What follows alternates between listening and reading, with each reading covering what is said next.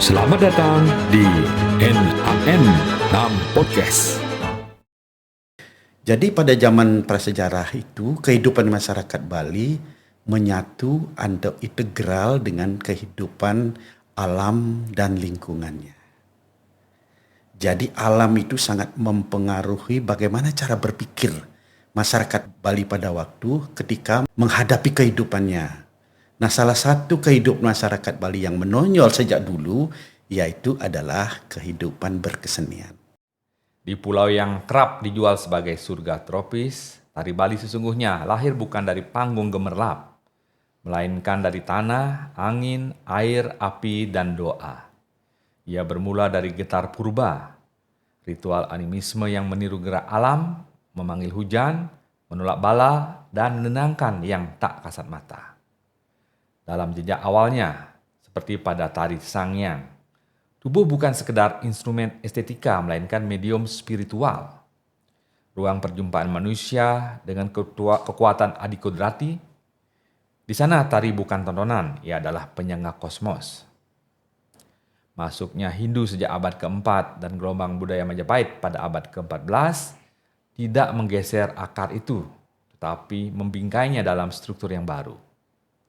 Epos Ramayana dan Mahabharata memberi narasi, istana memberi tata, dan pura memberi legitimasi sakral. Dari sinilah lahir stratifikasi tari Wali, Bebali, dan Bali-Balian. Sebuah klasifikasi yang tampak rapi, namun sesungguhnya menyimpan pertanyaan. Apakah batas sakral dan hiburan selalu murni, atau ia dinegosiasikan oleh kuasa zaman? Sejarah bergerak lebih tajam pada 1930-an. Di tengah kolonialisme dan pariwisata yang mulai tumbuh, tari Bali memasuki babak baru panggung hiburan modern.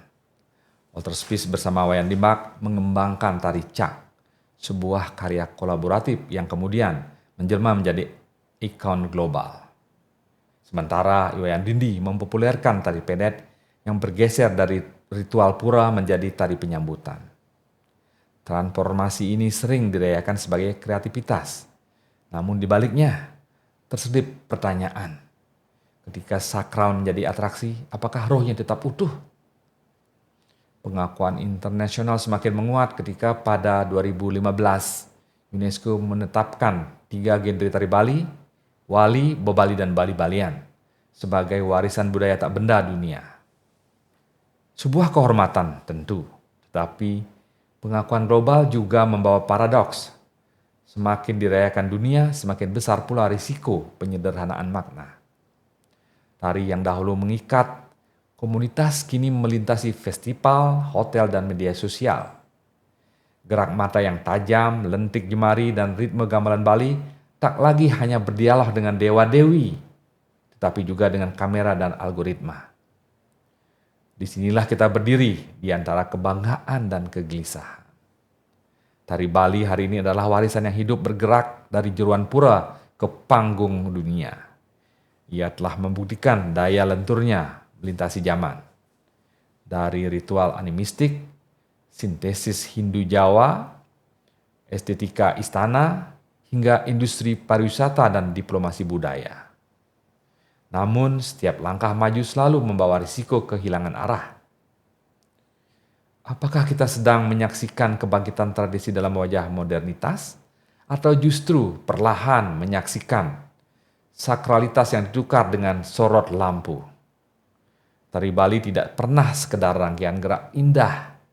Ia adalah cermin relasi manusia, kuasa, pasar, dan iman keyakinan.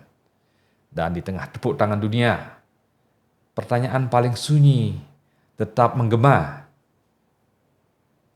Ketika tubuh terus menari, adakah jiwa yang masih dijaga? Saat ini kita akan perbincangkan tari dan gamelan Bali bersama Dr. Kadek Suartaya, Sarjana Seni Kerawitan, Master of Science, seorang akademisi dan praktisi yang juga membina sanggar pertunjukan seni di Sukawati. Selamat datang Pak Kadek Suartaya. Dr. Kadek Suartaya, Sarjana Kerawitan, Master of Science, adalah seorang akademisi, maestro seni pertunjukan, dan budayawan Bali. Dosen senior Institut Seni Indonesia Bali ini mengintegrasikan praksis artistik dengan ketajaman teoritis, berdedikasi pada riset, pelestarian, dan reaktualisasi seni pertunjukan tradisional Bali dalam diskursus modern. Kepakaran utama pada seni kerawitan Indonesia diakui sebagai maestro komposisi gamelan dengan kedalaman filosofis, dalam pedalangan dan dramaturgi, dengan eksplorasi narasi epik untuk ruang pertunjukan kontemporer. Dalam kritik seni dan literasi sebagai penulis produktif bidang estetika dan sosiologi budaya Bali di media nasional. Kontribusi strategisnya sebagai kurator festival seni internasional dan narasumber utama diplomasi budaya Indonesia. Ya, jadi Bali sudah sangat terkenal secara internasional dan salah satu yang membuat Bali terkenal itu adalah seni tari dan seni gamelan. Ya. Seni tari dan seni gamelan Bali ternyata memiliki sejarah yang sangat panjang, mulai dari zaman prasejarah, zaman masuknya Hindu pada era pertama dan kedua, kemudian zaman kolonial atau zaman Hindia Belanda, dan zaman kemerdekaan sampai zaman kontemporer saat ini. Mungkin Pak Dr. Kade Suartaya bisa menyampaikan masing-masing zaman itu apa saja yang terjadi pada saat itu. Jadi terima kasih Pak Dokter pertama atas undangannya pada pagi ini. Jadi berkaitan dengan apa yang disampaikan tadi, bagaimana perjalanan atau peradaban seni, khususnya seni tari dan seni gamelan atau di Bali sekarang lebih populer juga dengan sebutan seni kerawitan dari zaman prasejarah sampai zaman sekarang. Ya. Di zaman kontemporer, modern, global sekarang ini. Jadi yang kita hadapi atau warisi dan bahkan kita kembangkan sekarang ini sejatinya merupakan penerusan atau penggabungan dari beberapa unsur periode itu yang sekarang tetap dipelihara oleh masyarakat Bali. Dimulai dengan zaman prasejarah. Ya. Jadi pada zaman prasejarah itu kehidupan masyarakat Bali menyatu atau integral dengan kehidupan alam dan lingkungannya. Jadi alam itu sangat mempengaruhi bagaimana cara berpikir masyarakat pada Bali pada waktu ketika menghadapi kehidupannya. Nah, salah satu kehidupan masyarakat Bali yang menonjol sejak dulu yaitu adalah kehidupan berkesenian. Seni gitu ya.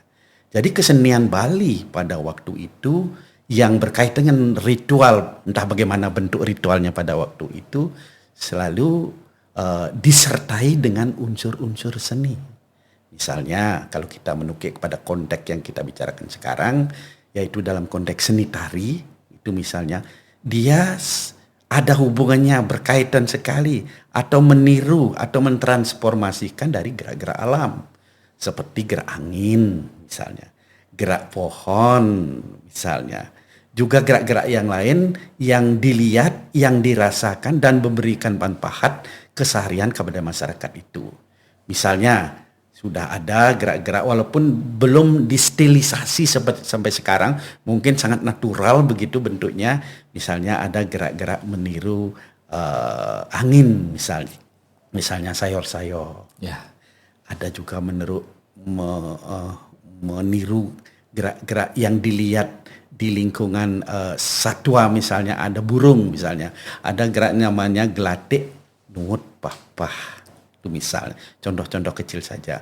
Kemudian binatang juga yang menjadi bagian keseharian masyarakat Bali yang akrab dengan masyarakat Bali pada waktu itu, misalnya dari binatang yang termasuk kecil, misalnya serangga, misalnya ada gerak kerebut muring, gerak ngerebut muring gitu, atau direbut muring, ketepak-ketepek seperti itu. Ada juga yang tumbuh yang hidup di parit-parit gelinjingan atau di sungai itu, misalnya lelasan itu ada kadal yang kecil itu. Ya. Lelasan nuut pah-pah. Lelasan menyeberangi air. Ya. Ada gerak dan itu sampai sekarang masih dipakai dalam tari Bali, diwariskan sampai mungkin sudah mengalami perubahan-perubahan atau stilisasi begitu. Ini terdapat dalam tari Legong Keraton yang sangat terkenal itu. Masih ada sampai sekarang gerak-gerak seperti itu. Atau ada gerak mengagumi atau bahkan ditakuti oleh masyarakat pada waktu itu, misalnya singa atau macan misalnya, ngeraja singa bagaikan raja singa. Itu barangkali itu dalam bentuk penghormatan kepada binatang-binatang yang dianggap ditakuti oleh masyarakat yang yang bisa saja memangsa mereka. Oleh karena itu bentuk penghormatannya ditransformasikan dalam atau dijadikan penghormatan dalam bentuk gerak-gerak tari. Jadi singkatnya bahwa kehidupan masyarakat Bali itu memang selalu meniru, selalu berkaitan, selalu integral dalam ekspresi estetiknya dengan alam dan lingkungannya itu sendiri.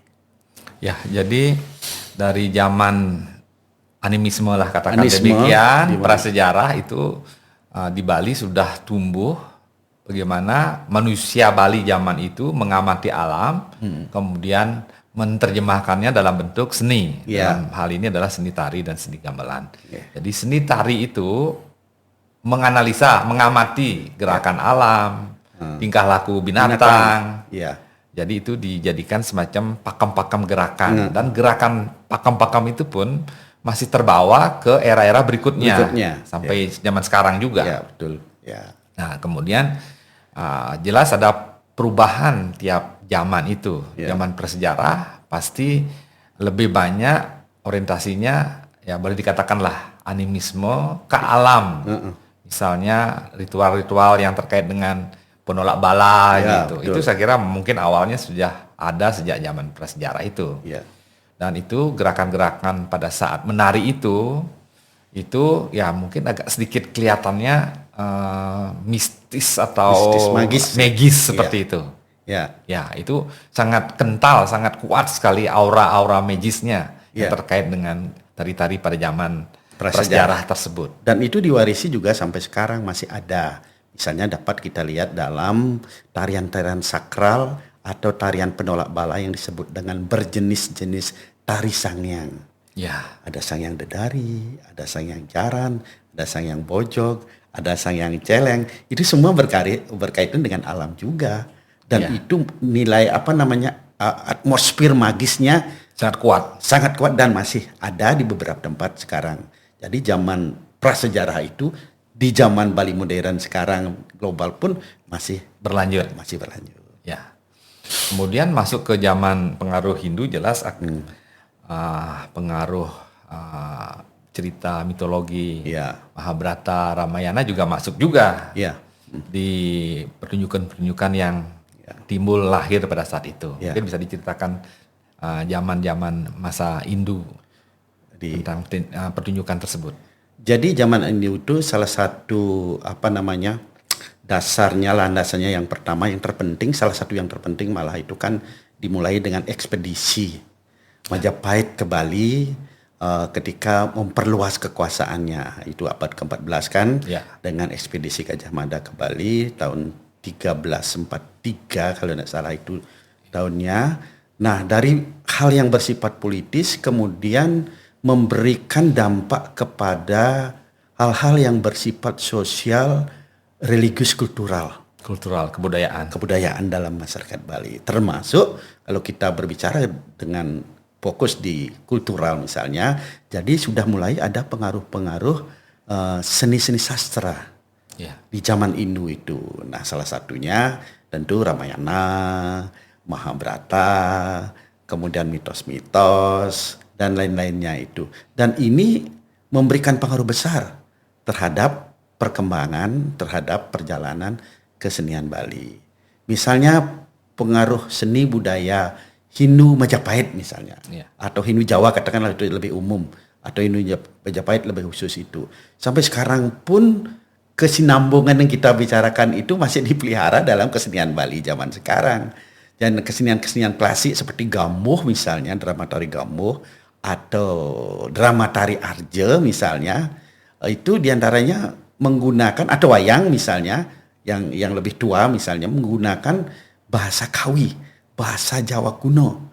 Nah, ini pengaruh-pengaruh ini bukannya berarti memupus hal-hal yang bersifat mitologis sebelumnya, bersifat prasejarah sebelumnya, tetapi mulailah kesenian Bali karena pengaruh Hindu Majapahit itu menggunakan cerita yang menjadi bantang, yang menjadi pokok, menjadi tema, menjadi pesan moral yang diambil dari karya-karya sastra Majapahit pada waktu yang sudah mengadopsi dari karya sastra besar seperti Mahabharata dan Ramayana.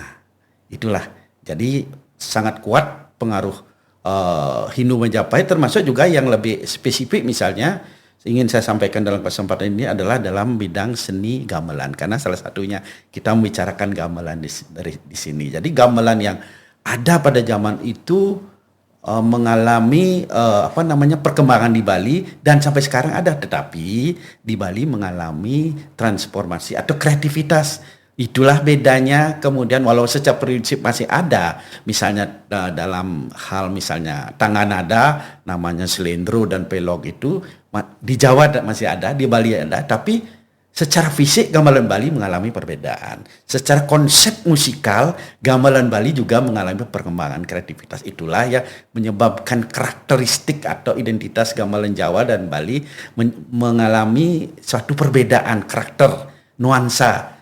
Mungkin bagi masyarakat awam mengatakan, gamelan Jawa itu pelan, halus, begitu. Sedangkan gamelan Bali lebih dinamis, lebih energik. Dan barangkali ini dipengaruhi oleh faktor kultur atau budaya, karakter masyarakat Bali yang lebih terbuka, sedangkan di Jawa lebih mendalam, lebih ke dalam sifatnya. Sedangkan orang Bali, masyarakat Bali lebih terbuka, lebih mengeksplor keluar, yang menyebabkan perkembangan kesenian. Sampai sekarang pun apa yang disebut, yang populer sekarang dengan sebutan gong kebiar itu tidak ada, walaupun itu pengaruh di zaman dulu, pengaruh dari Hindu Majapahit, tetapi di Bali mengalami perkembangan tersendiri dan menjadi identitas tersendiri. Ya. Jika tari Bali berakar dari ritual animisme pra-Hindu, mengapa narasi sejarah lebih sering menonjolkan periode Hindu Majapahit? Oh ya, nah ini barangkali perlu analisis ya. Tetapi pendapat saya dalam hal ini bahwa bagaimanapun pengaruh politis yang pertama itu sangat kuat. Politis pertama misalnya apa?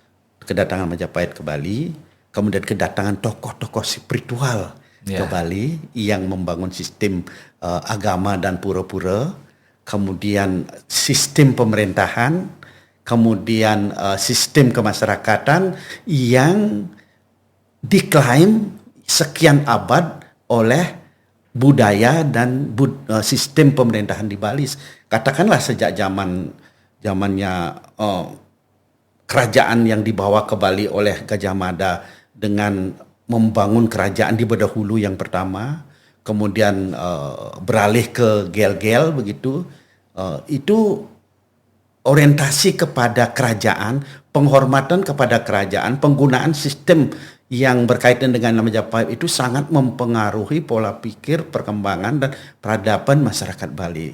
Itulah yang barangkali menyebabkan narasi yang berkaitan dengan Hindu Majapahit itu lebih kuat karena dia mengalami internalisasi, mengalami kristalisasi yang panjang dan mengalami periode-periode perkembangan yang sangat signifikan. Sebagai contoh, di zaman dalam Watu Renggong pada abad ke-16 itu, bagaimana pada waktu itu dianggap zaman dalam Watu Renggong adalah era keemasan Renaissance kesenian kebudayaan Bali secara umum, kesenian Bali pada khususnya. Misalnya tumbuh kesenian-kesenian klasik di zaman itu, tumbuh karya-karya sastri di zaman itu, yang secara natural, bahkan secara lisan pun, oral tradisi pun itu masuk dalam batin, dalam pikiran masyarakat Bali yang diwarisi hingga sekarang. Itulah yang menjadi penyebab yang menurut saya itu adalah karena orientasi kepada sesuatu yang dianggap karena mendominasi atau menghegemoni begitu, yang sekarang di masyarakat Bali modern pun masih membekas dan itu berlanjut sampai sekarang. Contohnya seperti secara real misalnya hal-hal yang berkaitan dengan karya sastra, Ramayana, Mahabharata, hal-hal yang berkaitan dengan seni misalnya gamelan, hal-hal yang berkaitan dengan cerita-cerita, tema-tema cerita itu dan juga berkaitan dengan bahasa. Suatu kesenian yang dianggap klasik bermutu tinggi dan memang sudah menjadi pakem itu salah satunya penggunaan sastra klasik Majapahit dengan cirinya menggunakan bahasa Jawa kuno. Saksikanlah wayang kulit itu. Jadi tokoh-tokoh yang dianggap raja berwibawa itu pasti menggunakan bahasa Kawi. Sedangkan terjemahannya baru digunakan oleh tokoh-tokoh punakawan di Bali, misalnya Malen, Delem, Sangut, Merdah itu menggunakan bahasa Bali. Jadi itulah menurut pandangan saya itu orientasi penghormatan kepada atau satu kristalisasi budaya yang terjadi sekian abad di Bali dari abad ke-16 sampai sekarang. Ini kan abad sudah 400 tahun kan begitu, itu yang menyebabkan dominasi bahkan narasi Majapahit Hindu itu menonjol di tengah masyarakat Bali sekarang.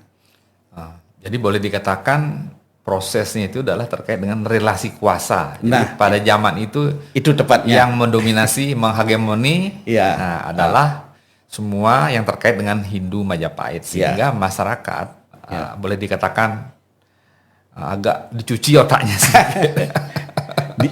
Indoktrinasi. Jadi semuanya dunia ini seolah-olah dunia cuma Majapahit dan Hindu Majapahit pada zaman itu. Kemudian artinya dalam konteks awalnya sebagai ritual tolak bala, itu kan zaman animisme prasejarah ya.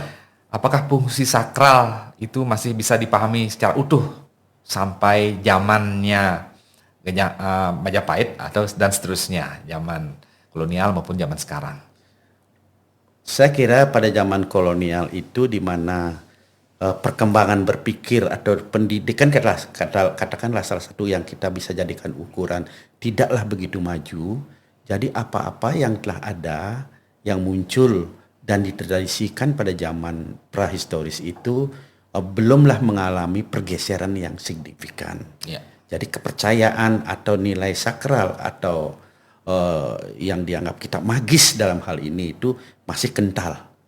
Tetapi begitu memasuki zaman-zaman modern begitu, jadi pasti terjadi pergeseran. Pergeserannya bagaimana? Ditandai oleh mulai menipisnya, menurunnya kepercayaan kepada hal-hal yang bersifat magis itu. Ada di perbatasan, ada di lingkungan antara percaya yang dengan pewarisan tradisinya, dengan estetikanya, di sisi lain antara ada pergeseran. Contoh misalnya, kalau katakanlah tari-tari Sangyang itu adalah tari-tari tolak bala, Sangyang Dedari, Sangyang Jaran, Sangyang dan lain-lain banyak Sangyang di Bali.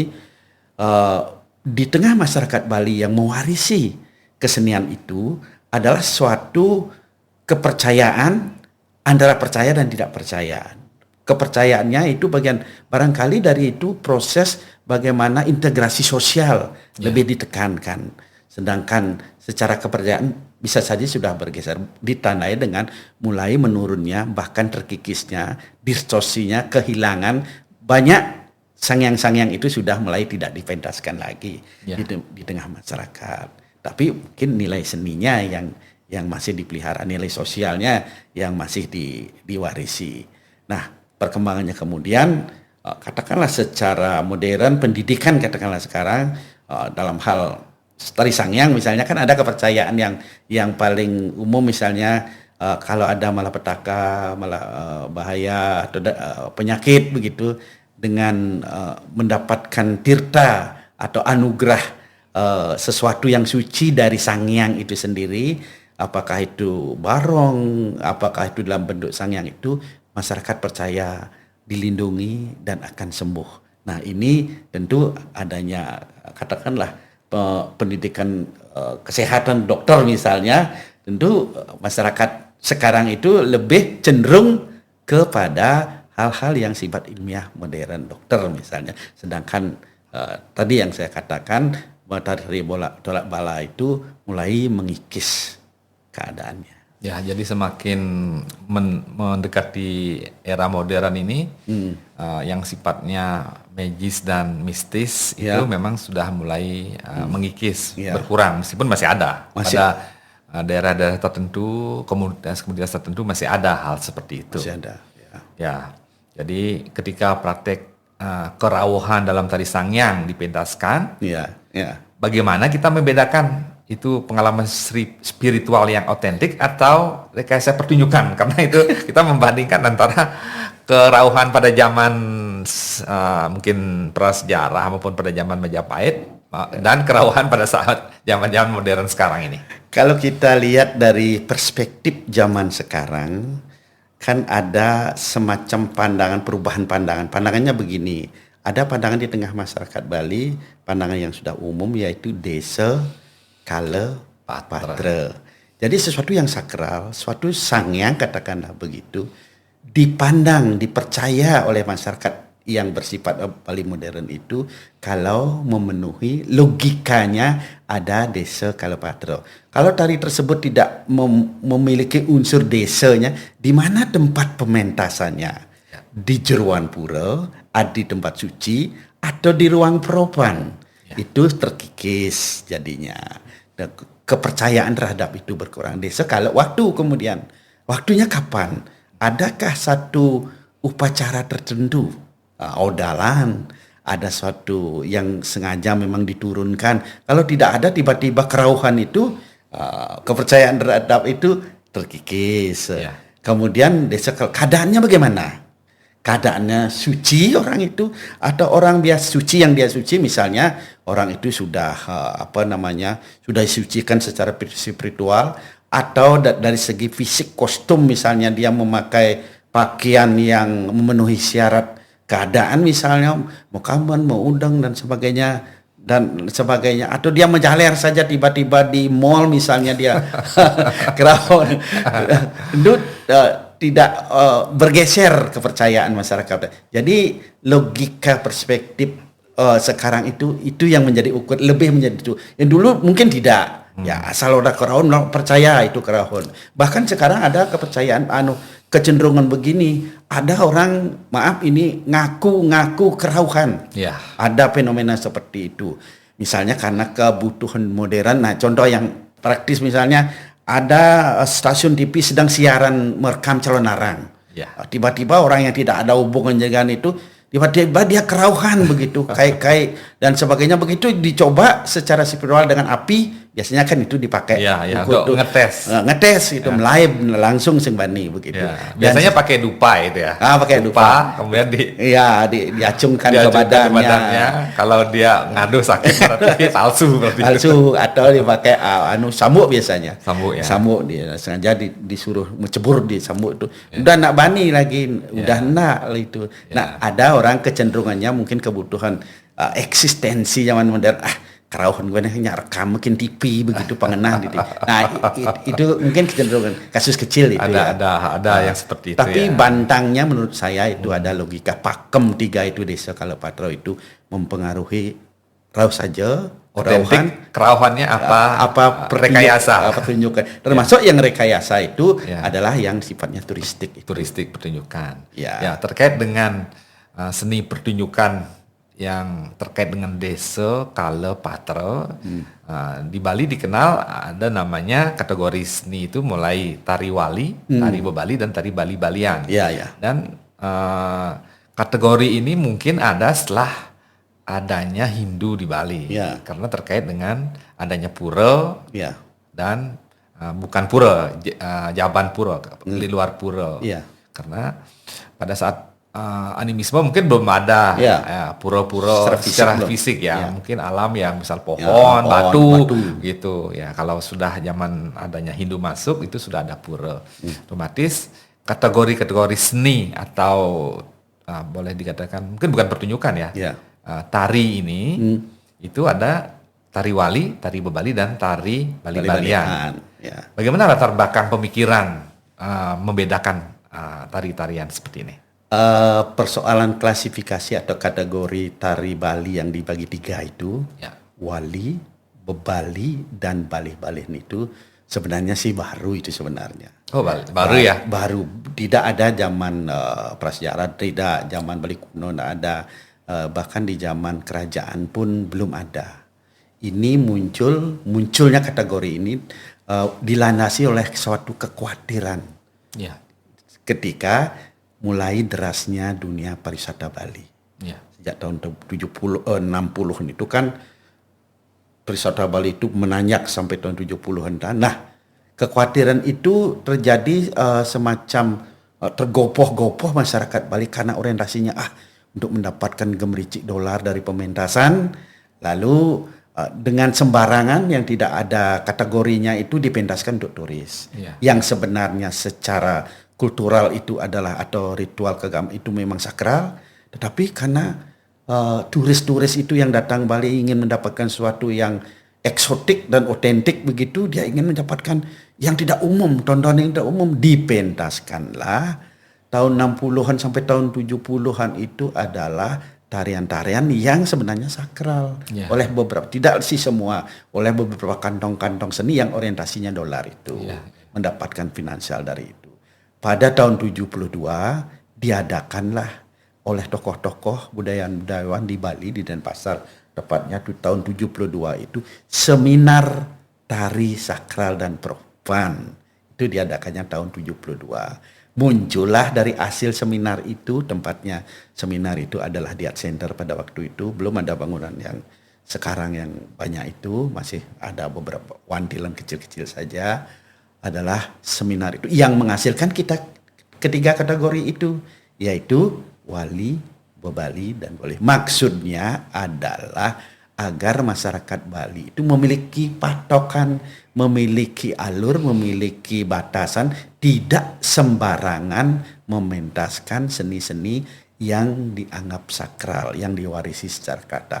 Dengan demikian, kalau adanya itu, masyarakat Bali itu punya patokan, tari ini saja yang cocok dipentaskan, atau boleh dipentaskan untuk kepentingan turistik, tari ini adalah untuk ini, dan tari ini untuk ini. Nah, walaupun secara bagaimana faktanya, hasilnya, nanti bisa kita perdebatkan, bisa kita diskusikan lagi, ampuhkah, ada dampaknya kah, dan sebagainya itu persoalan lain lagi. Tapi usaha untuk membatasi, untuk memagari tarian Bali tidak diumar begitu saja untuk kepentingan turistik itu sudah ada usaha seperti itu. Jadi pengkategorian klasifikasi tari wali, bebali dan bebalian itu memang adalah hasil dari seminar yang artinya di era modern sudah tahun 72. Tahun 72. Ini tujuannya memang memberikan rambu-rambu kepada intinya adalah ke arah sektor pariwisata sebenarnya, supaya jangan sembarangan gitu. Jangan campah gitu ya. Campah. Jadi harus ada bisa menempatkan yang memang dia sakral di tempat sakral, yang memang untuk pertunjukan turistik, di tempat yang memang sesuai dengan itu. Iya, betul. Jadi ada perubahan, memang pergeseran itu. Pergeseran itu sebenarnya pada zaman masuknya mungkin mulai zaman kolonial sebenarnya. Hindia Belanda, karena pada saat itu kan turis-turis bukan cuma dari Belanda aja, dari luar Belanda juga ada yang ke Indonesia, ke Bali kan begitu. Betul. Ya, jadi dari sana mungkin pergeseran-pergeseran yang mengarah ke tari-tarian pertunjukan turistik kan begitu ya. Jadi ada perubahan fungsi di sini. Jadi perubahan fungsi tari ritual komunitas menjadi tontonan publik telah menggeser relasi sakral antara manusia dan alam. Apakah sejauh itu perubahan ini memisahkan relasi antara manusia Bali dengan alamnya dengan adanya pertunjukan ini? Nah, melihat perkembangan atau dinamika seni pertunjukan di Bali, tari atau karawitan itu memang sudah disinggung tadi, mungkin agak kita bergeser ke belakang sedikit. Itu zaman kolonial itu kan salah satu ikonnya kan mulai terjadinya pergeseran atau kreativitas yang dibuat waktu itu atau dibantu oleh waktu itu oleh seorang pelukis Jerman yang bernama Rosvis itu terhadap limbah itu seperti gambar. 5 itu. Jadi muncullah kemudian tahun 30-an itu sebuah pertunjukan yang diambil tari sakral Sangyang yang disebut dengan Cak.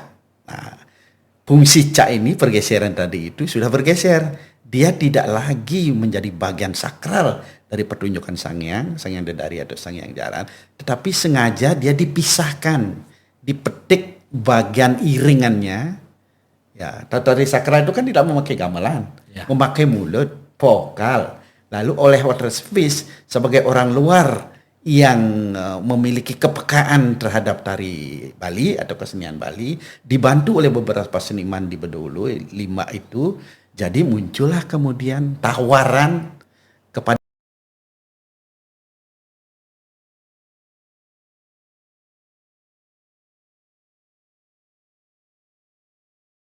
ada 5 itu membuat dan teman-temannya membuat sebuah seni pertunjukan baru yang disebut dengan Cak. Cak ini kemudian mulai dipertunjukkan oleh Waterfish dan kawan-kawan di Gua Gajah di Bedulu pada waktu itu menjadi satu pertunjukan yang mulai ditonton sebenarnya oleh segelintir teman-teman Waterfish seperti dikatakan tadi, bukan hanya dari Jerman tapi dari luar negeri lah, Amerika dan sebagainya untuk menonton itu gitu.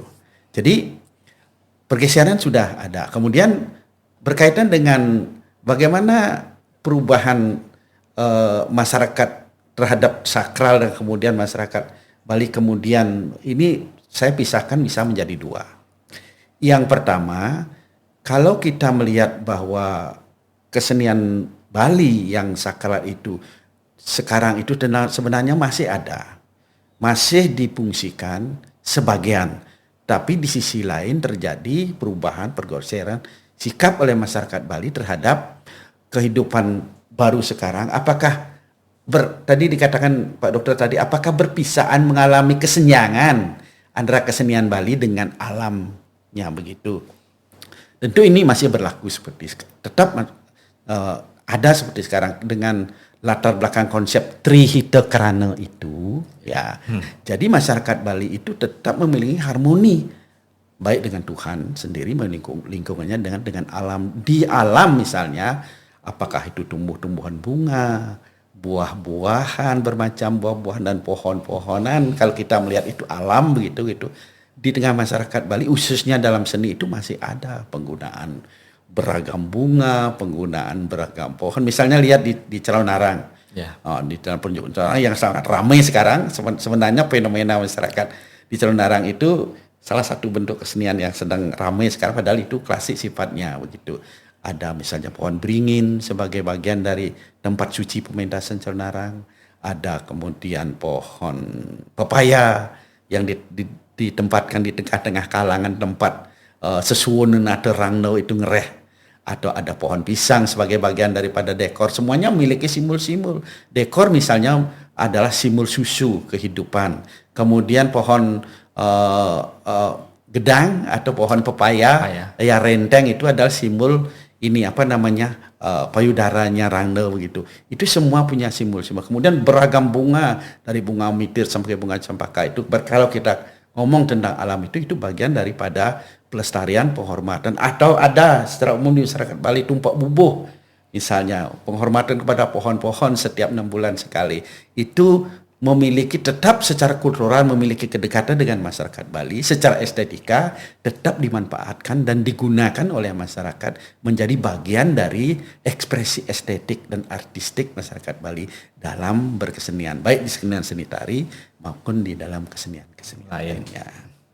Ya, jadi kita bicara masalah pergeseran itu, kalau kita bicara pergeseran ke turistik mungkin memang zaman kolonial sudah mulai, tapi kita balik lagi ke zaman era Hindu Majapahit itu juga sudah terjadi pergeseran dari yang bersejarah yang sifatnya lebih alam, lebih animisme itu, kemudian bergeser ke yang sifatnya lebih ada kepercayaan, keyakinan tentang keagamaan Hindu dalam hal ini. Jadi itu bergeser sebenarnya. Jadi apakah masuknya Hindu pada saat itu benar-benar menyatu harmoni dengan budaya lokal atau justru mendominasi struktur estetika Bali yang sebelumnya? Nah, pasti ada pergeseran di situ. Iya. Yang tadinya memang lebih boleh dikatakan sangat dekat dengan alam, Iya. kemudian masuk kepercayaan Hindu, itu ada pergeseran di situ meskipun memang masuknya kemudian ke arah kepercayaan Hindu kan. Iya. Hindu dengan adanya pura kemudian dan seterusnya, itu pun memang dalam perkembangannya memang tidak langsung instan begitu, tapi ada proses di situ. Iya, iya. Nah ini pergeseran otomatis. Nah pergeseran itu masih tetap dalam kerangka kepercayaan keagamaan. Jadi iya. tari Iya. untuk percayaan ngayah di pura Iya, iya. dan tari untuk kepentingan kuasa di Iya, puri kan iya, begitu. Itu zaman sebelum Zaman masuknya kolonial. kolonial, ya, Nah, ya. kemudian masuk ke zaman kolonial Heeh. dengan adanya tadi dikatakan Walter Spies, Ya. mengubah sedikit, menggeser sedikit Ya. cara koreografi dari tari Sangyang jadi tari Cak dengan kerjasama dengan orang lokal wayang Ya. Limbak di Ya. Bedulu itu menjadi konsumsi dari para turis-turis asing. Dalam hal ini lebih banyak dari Eropa mungkin pada saat itu. Ya. Dan ini adalah pergeseran baru lagi. Aduh. Bagaimana tari pertunjukan yang sudah ada kemudian berubah jadi tari pertunjukan yang baru, tapi masih ada aura-auranya masih ada. Ya. Jadi masih ada Balinya di situ, tapi lebih enak dinikmati oleh turis-turis asing yang memang datang untuk melihat Bali pada saat itu. Ya. Nah itu tahun sekitar 1920-an ya, 1927 baru Walter Spies baru datang ke Datang Bali. Bali, ya. Ya, sebelumnya kan dia di Jogja. Iya. Di Jogja, di Keraton. Pemain piano ya. Pemain piano dia seorang seniman lengkap itu Ya. multi talented ya. Ya. Seniman musik, seniman Pelukis juga. Pelukis juga. Ya. Ya. Nah, kemudian zaman kolonial otomatis tari-tari itu semua lebih bergeser bagaimana menarik turis bisa menikmati tari tersebut. Nah, tapi pada saat itu masih yang datang itu adalah seniman-seniman orang yang memang cinta Serius ya. serius. Jadi benar-benar orang yang datang itu orang yang serius Ya. untuk melihat kebudayaan, bukan sekedar namanya turis-turis Ya. asal lalu lewat seperti zaman sekarang. Ya. Sangat berubah orientasi seni pariwisata pada saat itu. Kemudian zaman kemerdekaan Ya. artinya atau zaman modern lah itu, kemudian dengan adanya sekolah tinggi dan seterusnya, analisa tentang seni tari, seni pertunjukan sebelumnya zaman-zaman dulu mulai digali terus dan kemudian dikembangkan otomatis. Ya. Ya, pengembangan seni tari yang sifatnya lebih akademis sekarang ini itu tetap pasti nyari akarnya Ya, dari inspirasinya dari yang terdahulu. Tapi seni tari yang ada sekarang, seni yang sudah berkembang seperti sekarang ini, pasti juga tujuannya bagaimana bisa dipertunjukkan go global kira-kira begitu. ya. Ya. Nah, Pak Kadek sebagai seorang akademisi di sekolah tinggi seni,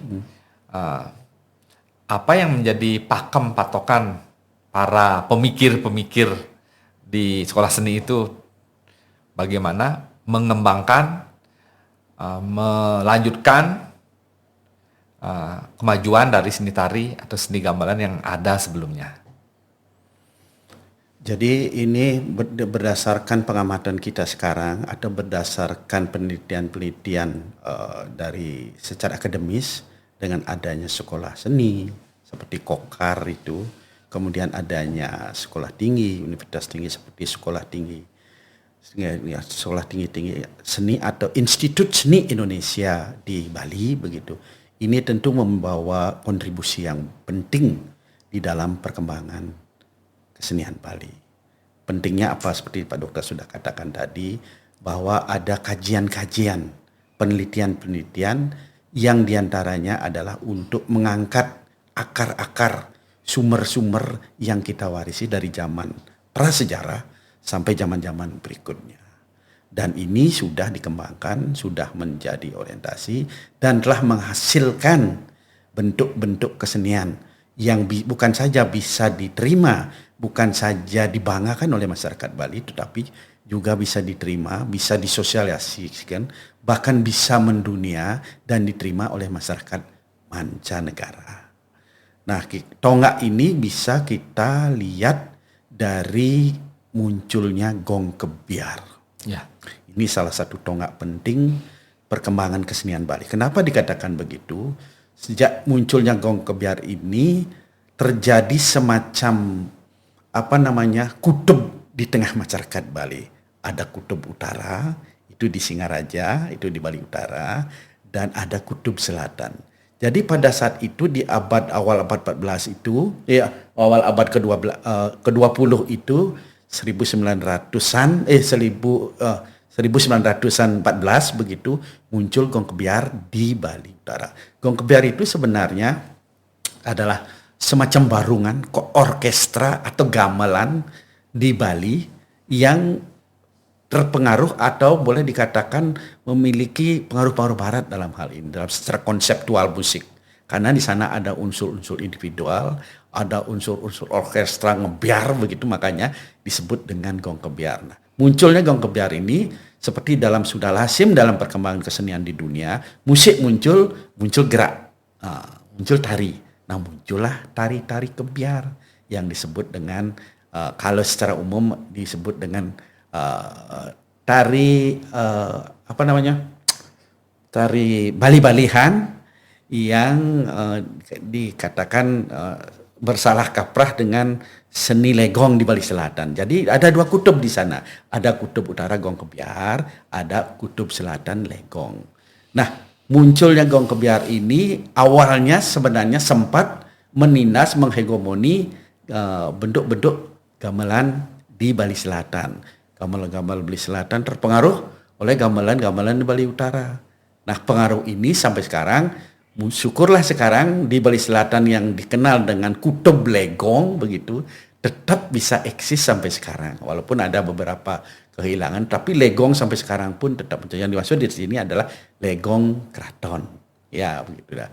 Jadi itu bisa dikatakan tonggak di zaman kolonial. Jadi 1940-an muncul itu. Nah, dari sinilah kemudian pergeseran yang kita singgung tadi, yang kita sebutkan tadi, kepentingan komersial turistik itu sudah mulainya dari water service tadi sudah itu, kemudian memasuki tahun-tahun berikutnya oleh para akademisi di ISI Denpasar diusahakan dibuat tarian-tarian yang memang cocok dinikmati, dilihat oleh orang-orang yang non Bali, orang turis-turis yang datang, agar mereka bisa juga menikmati tari itu. Muncullah tari-tari itu. Tari-tari itu pun kemudian oleh seniman-seniman lain itu seperti adanya tari olek tamu lilingan, yang disebut dengan tari lepas yang saya ingin katakan tadi itu.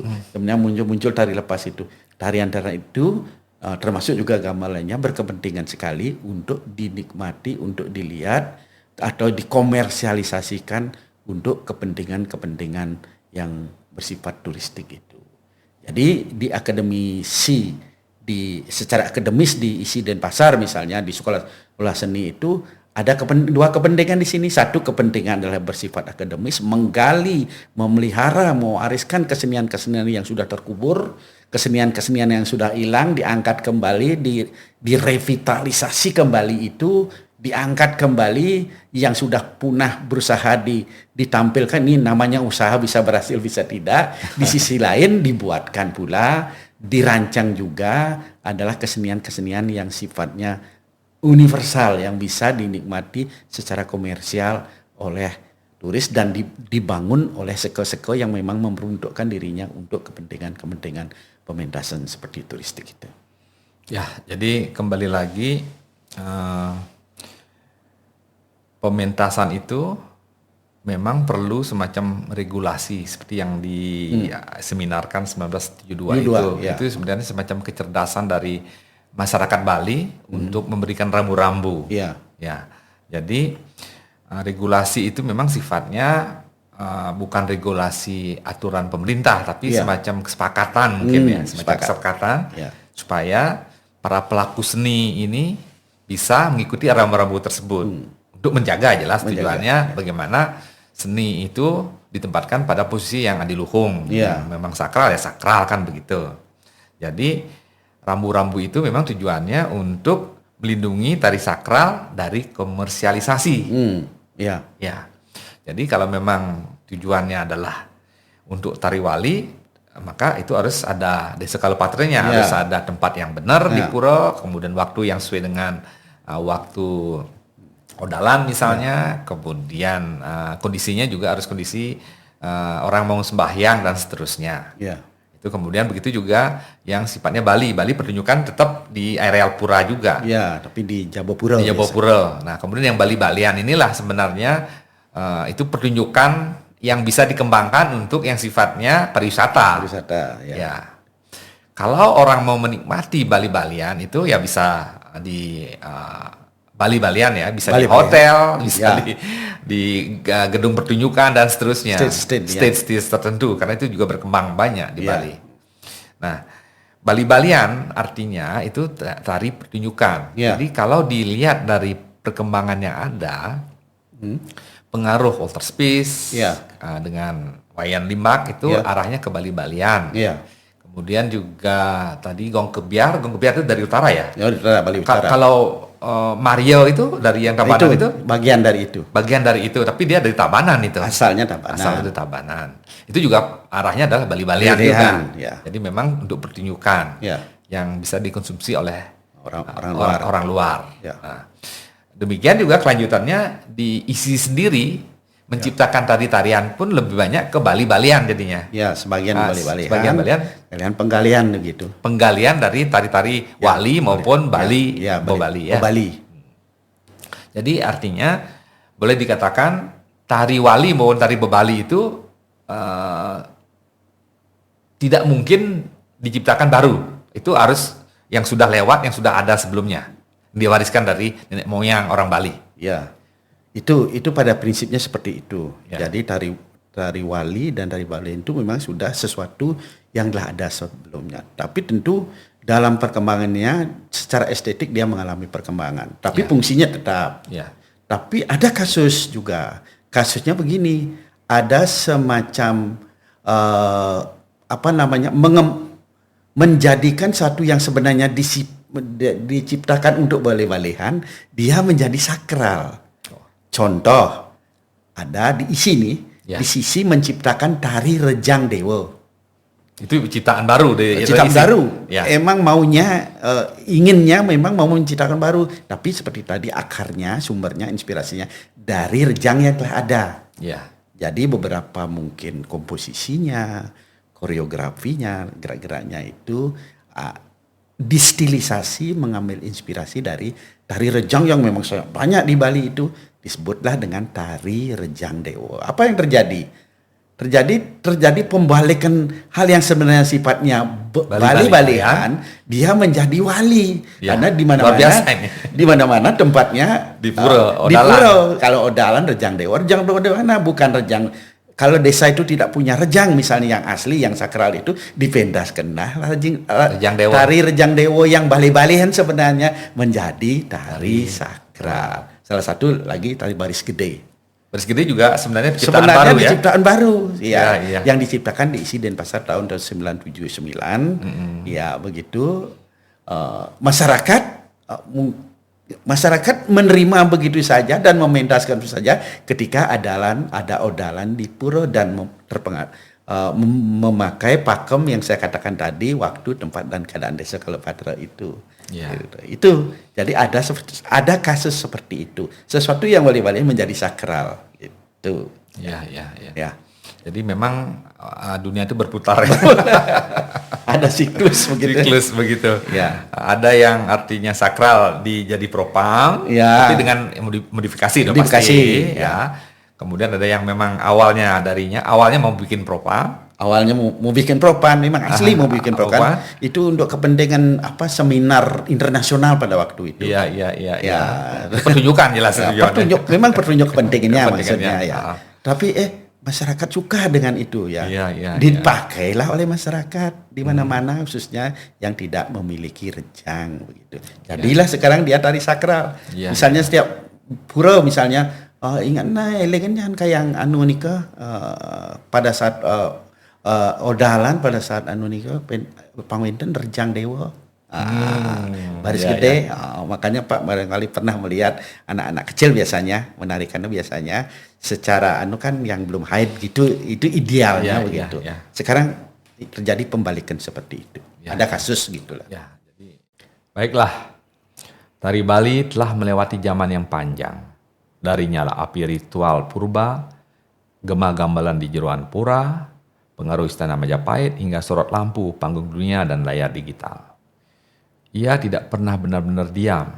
Ia selalu bergerak dan justru dalam gerak itulah letak kekuatannya. Sejarah membuktikan bahwa tradisi Bali bukanlah benda rapuh yang pecah oleh perubahan.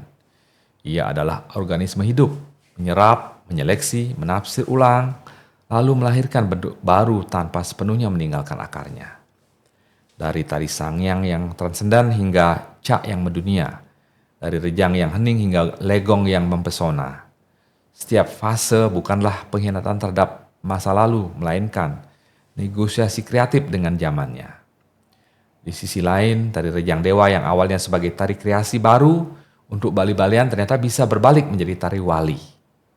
Tantangan ke depan memang nyata.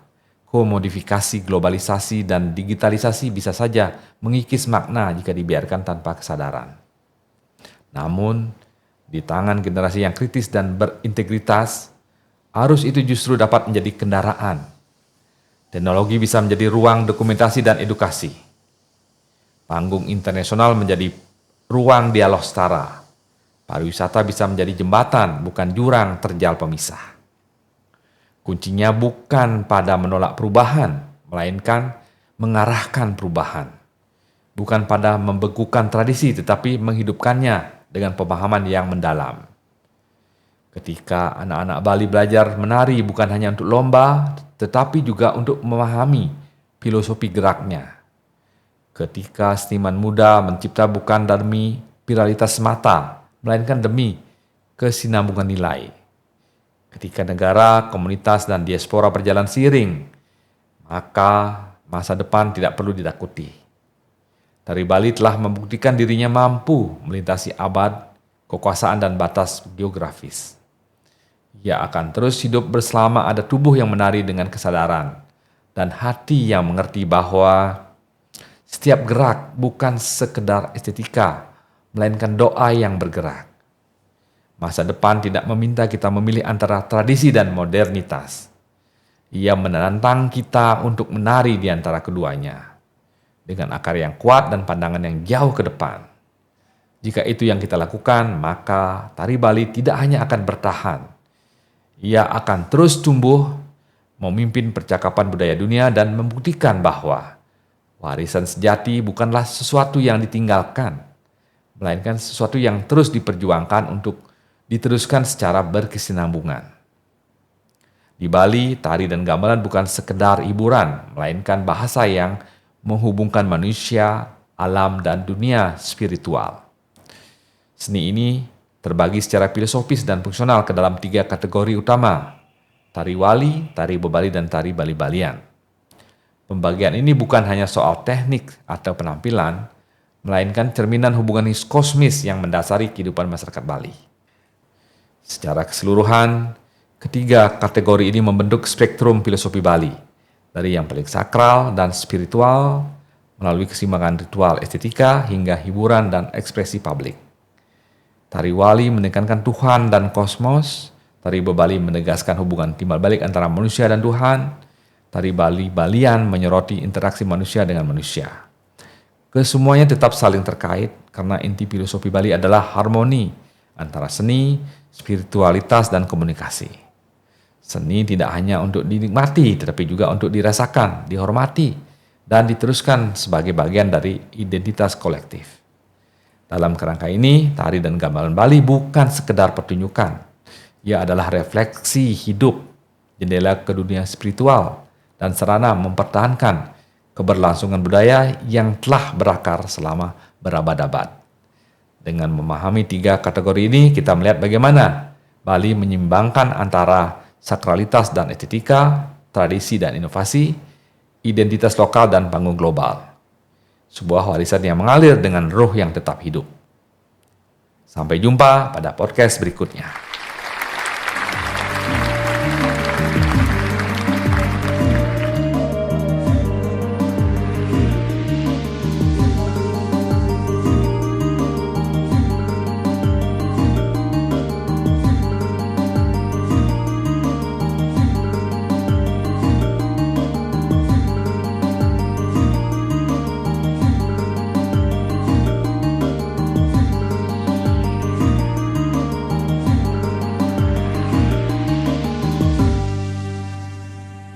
Sampai berjumpa lagi di NAM 6 Podcast berikutnya. Jelajah Negeri Budaya Bersemi.